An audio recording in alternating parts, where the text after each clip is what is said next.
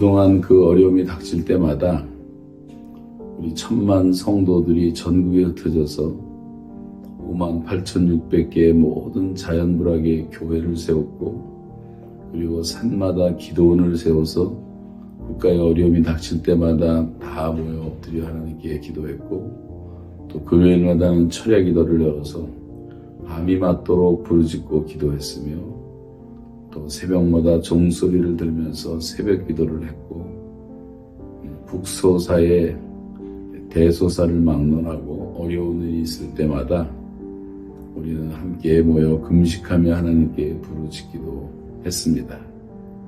이제는 우리들이 기도하며 이 나라와 민족을 마지막으로 지켜야 할 시간입니다. 그래서 우리의 기도가 더 절실히 필요합니다. 지금 통일보다 시급하고 통일보다 중요한 것은 통일을 준비하는 것입니다.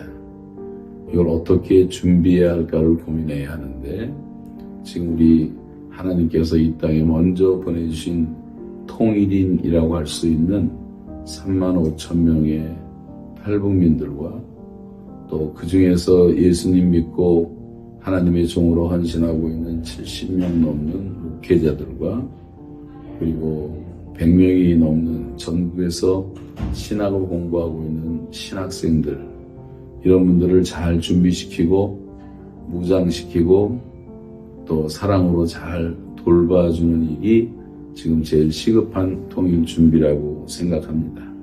한국 교회는 이런 일들을 도우면서 이제 기도 운동이 일어나야 되겠고, 회개 운동이 일어나야 되겠고, 연합 운동이 일어나서 이 통일의 세대를 준비해야 합니다.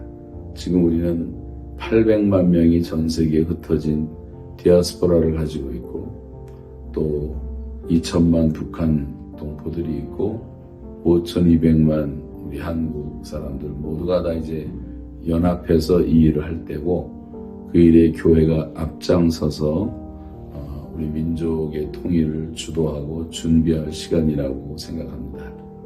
형제가 연합하여 동거함이 어찌 그리 선하고 아름다운고, 하나님도 기뻐하시는 연합에 힘써야 되고, 우리가 다 중구난방식으로 일하고 또 각계전투하듯이 무조건 그렇게 일하고, 그래서 중복 투자하면서 쓸데없는 에너지를 낭비할 필요가 없이 이제 우리가 함께 뜻을 모아서 정말 대표적인 어떤 컨트롤 타워를 만들고 플랫폼을 만들어서 모든 교회들이 연합해서 이 통일을 준비하는 그런 날을 맞이할 수 있도록 여러분 한 분 한 분이 기도하면서 연합에 힘써 주시기를 바랍니다. 이것이 우리의 가장 중요한 기도의 제목이 될 줄로 믿습니다. 감사합니다.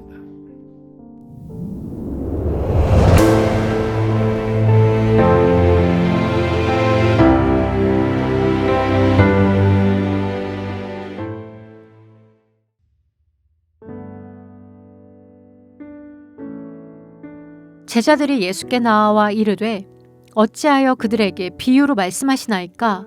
대답하여 이르시되 천국의 비밀을 아는 것이 너희에게는 허락되었으나 그들에게는 아니 되었나니, 무릇 있는 자는 받아 넉넉하게 되되 없는 자는 그 있는 것도 빼앗기리라.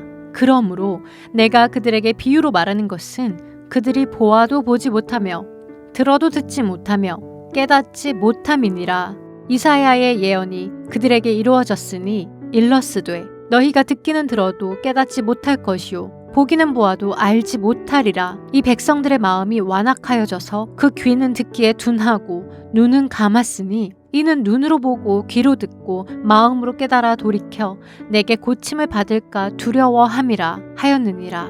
그러나 너희 눈은 봄으로 너희 귀는 들음으로 복이 있도다. 내가 진실로 너희에게 이르노니 많은 선지자와 의인이 너희가 보는 것들을 보고자 하여도 보지 못하였고 너희가 듣는 것들을 듣고자 하여도 듣지 못하였느니라. 제자들이 예수께 왜 비유로 말씀하시는지 여쭈었습니다. 비유는 숨겨진 진리를 드러내거나 이해하기 어려운 것을 잘 이해할 수 있도록 돕는 기능을 합니다.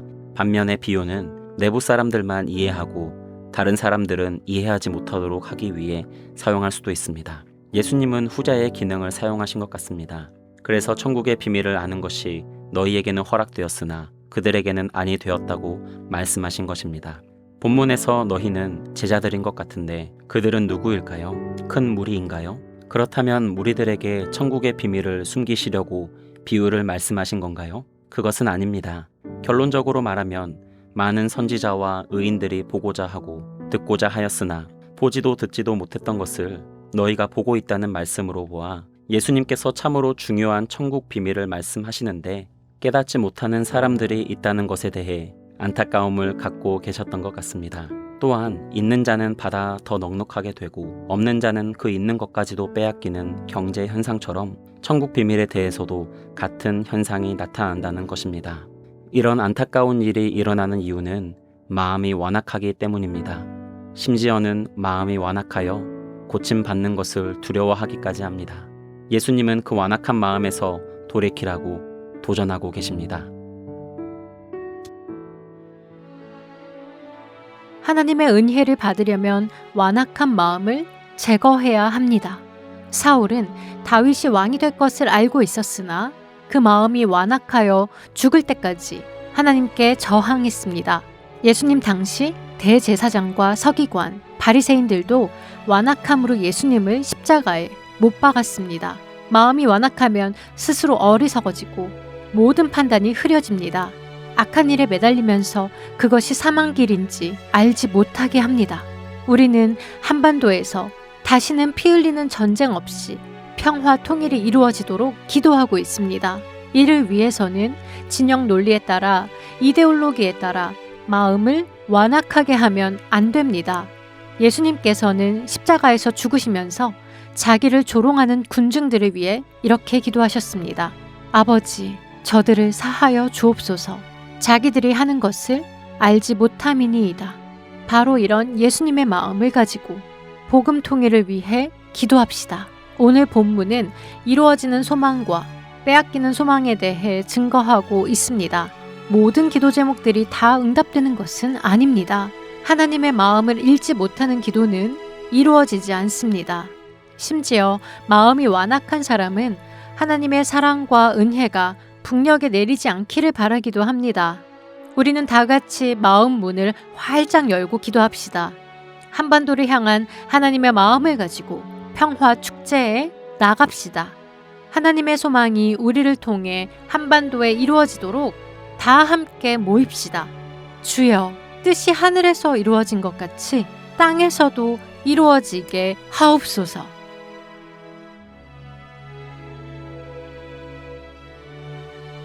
소망을 빼앗기지 말게 하시고 하나님께서 주시는 소망을 붙들고 기도에 열심을 내게 하옵소서. 한반도를 향한 하나님의 마음을 가지고 기도하게 하시고 한반도에 하나님의 나라가 임하게 하옵소서.